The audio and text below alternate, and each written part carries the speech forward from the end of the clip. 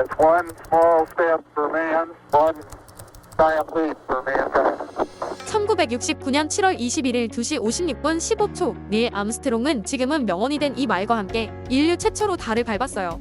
그리고 그의 이름은 전 세계 누구에게나 기억되는 가장 유명한 우주 비행사의 이름으로 남았죠. 그런데 혹시 암스트롱보다 딱 19분 늦게 달을 밟은 다른 우주 비행사가 있었다는 사실을 아시나요? 그리고 그들과 함께 달에 갔지만 우주선에서 내려보지도 못한 비운의 조종사 또한 존재했다는 사실도 말이죠. 1950년대 미국과 소련의 양강 체제는 전 세계를 불안과 위기감으로 몰아넣는 요소이기도 했지만 그 둘의 자존심이 걸린 기술 개발 경쟁 덕분에 인류는 조금 더 빠르게 우주로 떠날 수 있었어요. 소련은 1957년 미국보다 한 발 먼저 스푸트니크 1호를 발사해 인류 최초의 인공위성을 지구 궤도에 올려보냈고 1961년에는 유리 가가린을 태운 보스토크 1호 발사에 성공해 인류 최초의 우주인을 탄생시켰죠. 이에 자극을 받은 미국은 1961년 케네디 대통령이 의회 연설에서 10년 안에 인간을 달에 착륙시킨 후 무사히 귀환시키겠다고 폭탄 선언을 하게 되는데요. 그냥 욱해서 내뱉은 말인 줄로만 알았던 이 약속을 미국은 지켜내며 1969년 인류 최초로 인간을 달에 보내게 된 거예요. 미국이 아폴로 계획에 투입한 예산은 당시 돈으로 약 250억 달러, 현재 한화로 무려 100조 원에 이르는 어마어마한 금액이었는데요. 그들은 천문학적인 금액뿐 아니라 발사 시험 중 아폴로 1호의 화재로 3명의 우주인을 잃는 인명피해까지 감수하며 프로젝트를 진행시켰죠. 그리고 1969년 7월 16일 사령선 기계선 달 착륙선으로 이루어진 아폴로 11호는 케네디 우주센터에서 거대한 세턴 V 로켓에 의해 발사됐어요. 아폴로 11호는 발사 12분 후 지구 궤도에 진입해서 지구를 한 바퀴 반 회전한 뒤 세턴 V의 마지막 3단 로켓을 점화해 달로 가는 궤도로 진입했고 그 후 정상적으로 달 궤도에 진입하여 달을 13바퀴 돈 후에야 착륙 지점인 고요의 바다 20km 상공에 도달할 수 있었는데요. 당시 이 프로젝트가 얼마나 중요했고 사람들의 관심을 받았는지는 이 장면이 전 세계로 생중계되었다는 점에서 알 수 있어요. 당연히 소련도 이 장면을 보면서 엄청난 충격을 받았다고 전해지는데요. 한국에도 역시 아폴로 11호의 달 착륙 상황이 생중계되었는데 우리에겐 한 예능 프로그램에서 이티를 만나 당황하던 박사님으로 더 유명한 천문학자 고 조경철 박사가 주한미군 방송 동시통역 해설을 맡으면서 아폴로 박사라는 별명을 얻기도 했죠. 또한 결막염 중의 하나인 급성출혈성 결막염은 발생 시기가 아폴로 11호의 달 착륙 시기와 일치하여 아폴로 눈병으로 불리게 될 정도로 인류 최초의 달 착륙은 대단한 사건이었어요. 그리고 암스트롱이 달에 발을 디디며 내뱉었던 이것은 한 명의 인간에게는 작은 발걸음이지만 인류에게는 위대한 도약이다라는 말은 지금도 인용될 정도로 명언이 되었죠. 하지만 우리는 인류가 엄청난 업적을 이룬 현장에서 닐 암스트롱만을 기억한다는 것에 주목해야 해요. 또 다른 사람이 있었나요? 아폴로 11호에는 사령관인 닐 암스트롱과 달 착륙선 이글의 조종사 버즈 올드린 그리고 사령선 콜롬비아의 조종사 마이클 콜린스까지 총 3명의 우주비행사가 탑승해 있었어요. 이 중 애니메이션 영화 토이스토리 버즈 라이트이어의 실제 모델로도 잘 알려진 올드린은 암스트롱에 이어 두 번째로 달을 밟은 인류가 되었는데요. 암스트롱에 비해 단 19분 늦게 달을 밟았을 뿐이지만 그의 이름을 기억하는 사람들은 많지 않아요. 사실 그는 이 프로젝트가 임박할 때까지 자신이 최초로 달에 착륙할 것이라고 생각했다고 해요.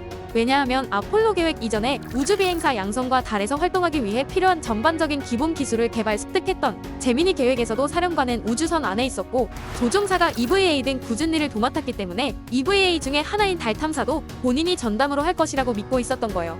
하지만 나사는 달 착륙선의 해치가 올드린이 서 있는 쪽으로 열리기 때문에 올드린이 먼저 나가려 하는 경우 해치가 파손될 수 있다며 어쩔 수 없이 암스트롱이 먼저 착륙해야 한다고 알렸는데요. 사실 해치 문제는 나사에서 올드린을 설득하기 위해 지어낸 핑계에 불과했고 진작에 달에 착륙할 최초의 인류는 암스트롱으로 결정되어 있었어요. 암스트롱은 프로젝트대로라면 아폴로 10호의 선장이 되는 것이 맞았지만 나사의 결정권자들이 달에 처음 착륙하게 될 우주비행사는 자기 자신을 뽐내지 않고 과묵한 사람이길 원했고 그에 부합하는 인물이 바로 암스트롱이었던 거예요. 이에 반해 올드린은 쾌활한 성격으로 혹시나 달에 착륙한 최초의 인류라는 타이틀을 달고 살아가면서 실수할 것을 우려해 애초에 대상에서 제외된 것이었죠. 이 일로 올드린은 우울증에 걸려 병원 신세를 지기도 했는데요. 여기서 재밌는 것은 우리가 당연히 암스트롱 사진이라고 알고 있는 이 사진 속 주인공은 암스트롱이 아니라 올드린이란 점이에요. 올드린의 헬멧에 그를 찍어주던 암스트롱의 모습이 보여 이를 두고 암스트롱은 달에서 최초로 셀카를 찍은 사람이라는 농담을 하기도 하는데 당시 사진 촬영 임무는 암스트롱이 맡고 있었고 올드린은 실험 장비를 설치하느라 바쁘다며 카메라를 넘겨받아 암스트롱을 찍어주는 친절을 베풀지 않았죠. 그래서 아이러니하게도 우리는 달 착륙하면 암스트롱을 떠올리지만 암스트롱의 독사진은 존재하지를 않아요. 이를 두고 최초라는 타이틀을 이루지 못해 삐친 올드린이 바쁘다는 핑계로 암스트롱에게 소심한 복수를 한 것 아니냐는 의혹이 올드린은 꽤 야망이 있고 괴짜 같은 성격의 소유자였는지 암스트롱이 이루지 못한 타이틀을 몇 개 챙기게 되는데요.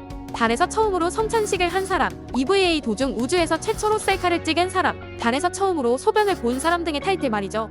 그리고 달 착륙선으로 복귀할 때는 암스트롱보다 먼저 탑승하면서 인류 역사상 가장 먼저 달을 떠난 인물이라는 타이틀까지 얻었으니 조금은 위안이 될까요? 그런데 아폴로 11호에는 3명이 타고 있었다고 하지 않았나요? 사람들은 암스트롱은 당연히 알고 올드린도 어느 정도는 알고 있는 경우가 있지만 나머지 한 명의 우주비행사는 존재조차 모르는 경우가 많죠. 왜냐하면 그는 달에 착륙하지 않은 채 사령선에 남아 달의 궤도를 돌아야 했기 때문이에요. 암스트롱, 올드린과 함께 달을 향해 떠났던 마이클 콜린스는 사령선인 콜럼비아호를 조종하면서 컨트롤 타워 역할을 맡았는데요. 암스트롱과 올드린이 달 착륙선을 타고 달에 착륙하여 기쁨을 나누던 역사적인 순간에 그는 사령선에 남아 홀로 달 궤도를 돌며 시스템을 점검해야만 했죠. 물론 그는 만약 달 착륙선에 문제가 생기더라도 사령선에 남아 있었기 때문에 혼자 살아 돌아올 수 있었다는 이점을 가지고 있긴 하였으나 그 당시에 우주선을 타고 달에 간다는 자체가 목숨을 걸고 하는 일이었기에 그렇게 큰 이점이라는 생각은 들지 않았을 거예요. 또한 당시 리처드 닉슨 미국 대통령은 달에 착륙한 이들과 통화를 하였는데 이때 닉슨은 콜린스의 이름은 생략하고 넘어갔어요. 왜냐하면 그는 달에 착륙한 인간들과의 통화를 목적으로 했기 때문에 달에 착륙하지 않은 콜린스는 애초에 대상이 아니었던 것이죠. 콜린스는 이후 인터뷰에서 달 착륙 임무를 맡지 못한 것에 대해 다소 실망했지만 동료들을 데리고 무사히 돌아오는 것도 중요한 임무이기 때문에 아쉬움을 털어버렸다고 밝혔어요. 그럼 암스트롱이 가장 행복한 사람일까요? 1930년생 동갑내기인 암스트롱과 올드린 콜린스는 모두 훌륭한 우주비행사였고 인류 최초의 달 착륙이라는 위대한 업적을 향해 함께 힘을 합쳤어요. 하지만 그들의 운명은 전혀 다르게 흘러갔는데요. 역사의 한 페이지에 자신의 이름을 가장 크게 새겨넣은 암스트롱은 지구로 돌아온 후 엄청난 인기를 얻으며 스타가 되었죠. 언론은 그의 일거수일투족에 과도한 관심을 보였고 수많은 스토커들 또한 그를 따라다녔어요. 더욱이 달 착륙은 조작되었다고 주장하는 음모론자들에게 온갖 해코지를 당하기도 했는데 원래부터 대중의 관심을 좋아하지 않았던 그에겐 그런 모든 것들이 참기 어려운 고통이었고 그의 삶 또한 망가져갔어요. 나사에서 은퇴한 뒤 신시내티 대학교에서 항공우주공학 교수로 지냈지만 얼마 버티지 못해 퇴직하고 부인과도 이혼한 후 작은 농장에서 은둔에 가까운 생활을 하다가 2012년 초라하게 세상을 떠나게 된 거예요. 올드린은 쾌활하고 긍정적인 성격 탓에 나사의 대변인을 맡는 등 우주 개발을 홍보하며 활발하게 활동하였지만 그도 달 착륙 조작론자들의 공격을 버티기는 힘들었는지 우울증과 알코올 중독으로 고생을 하게 돼요. 다행히 그는 알코올 중독을 이겨내고 재활에 성공해 2015년에는 한국에 와서 강연을 하는 등 92세가 된 지금까지도 건강하게 지내고 있는 3인방 중 유일한 생존자예요. 그리고 유일하게 달을 밟지 못한 비운의 우주 비행사로 기억되는 콜린스는 오히려 모두가 부러워할 만큼 행복하고 순탄한 삶을 살았는데요.